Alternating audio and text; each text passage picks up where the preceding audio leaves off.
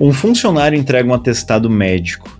No mesmo dia aparece fotos dele em um show. O print chega no RH e alguém fala: pode mandar embora, tá fingindo. Só que essa decisão, que parece óbvia, pode terminar de duas formas completamente diferentes. Em alguns casos, a justiça mantém a justa causa. E em outros, a empresa perde o processo, porque confundiu suspeita com prova. No vídeo de hoje eu vou te mostrar quando uma postagem em rede social pode realmente sustentar uma justa causa, quando ela não prova o que a empresa imagina e o que precisa ser feito antes de uma decisão que pode custar caro. Agora, antes de seguir, já deixa o like no vídeo, isso ajuda o canal a continuar crescendo. Agora bora pro vídeo. Recentemente o Tribunal Regional do Trabalho do Rio Grande do Sul analisou o caso de um auxiliar de serviços gerais que apresentou atestados para justificar algumas ausências. O problema é que ele publicou vídeos no próprio Instagram mostrando os documentos e falando em tom de deboche sobre como conseguiria dias de afastamento. Em um desses vídeos ele indicava que trabalharia até quinta-feira e depois buscaria um atestado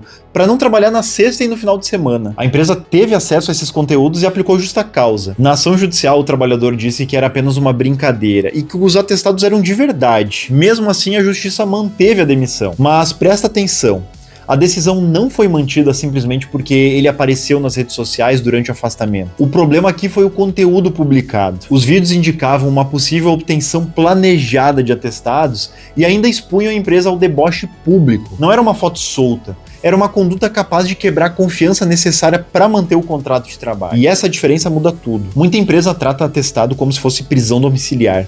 Se o funcionário saiu de casa, viajou ou apareceu numa festa, alguém já conclui que ele fraudou o documento. Só que o atestado não significa necessariamente que a pessoa esteja proibida de sair de casa. Significa que naquele período ele não tem condição de trabalhar ou precisa se afastar para algum tipo de recuperação. Então a pergunta que a empresa tem que fazer não é o funcionário saiu de casa. A pergunta é: o que ele estava fazendo é incompatível com o motivo do afastamento? Em São Paulo, a justiça manteve a justa causa de um segurança que apresentou atestado e depois foi flagrado em um show. Também manteve a demissão de um vendedor que alegou dor nas costas, recebeu recomendação de repouso e publicou fotos de uma viagem à praia. Em outro caso, uma trabalhadora apresentou atestado para uma empresa e no mesmo dia foi trabalhar para outro empregador. Nessas situações, havia uma contradição concreta entre o afastamento e o comportamento. Só que também temos decisões contrárias a isso. Dá uma olhada. Aqui, uma trabalhadora com Covid viajou para a praia durante um período de atestado.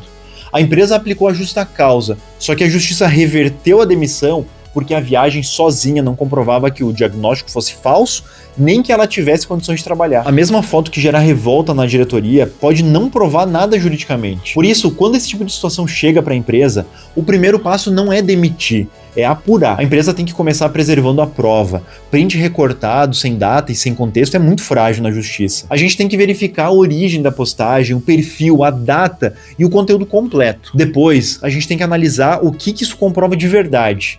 Uma foto na praia prova que a pessoa estava na praia, só que ela não prova sozinha que o atestado é falso. Se a empresa pensa realmente em aplicar uma justa causa, é necessário preservar as provas. Por exemplo, a prova principal da justa causa é uma postagem no Instagram? Faz uma ata notarial da página. É muito fácil o trabalhador perceber que pode ter problema e apagar a publicação. Aí já era. Algumas vezes o funcionário também pode ser ouvido. Se a investigação for inconclusiva, vale a pena investigar mais. A foto pode ser antiga, a atividade pode ser compatível com o tratamento. Pode até existir uma recomendação médica. Ou a própria explicação pode confirmar a fraude. Quando uma coisa dessa acontece, a empresa tem que ser rápida. Justa causa exige gravidade, prova e uma decisão imediata. Não adianta descobrir o fato, manter o contrato normalmente por semanas e aplicar a penalidade muito tempo depois. No fim, existem dois erros: ignorar a informação porque aconteceu fora do trabalho ou demitir imediatamente porque alguém enviou um print no grupo da diretoria. Rede social pode revelar uma fraude, pode revelar quebra de confiança e conduta incompatível com o afastamento, só que ela não entrega uma conclusão pronta geralmente. A empresa precisa preservar a prova, entender o contexto e muitas vezes ouvir o trabalhador e principalmente documentar a decisão. Caso contrário, ela pode até estar diante de uma fraude real e perder o processo porque apurou mal. E aqui entra um problema bem comum.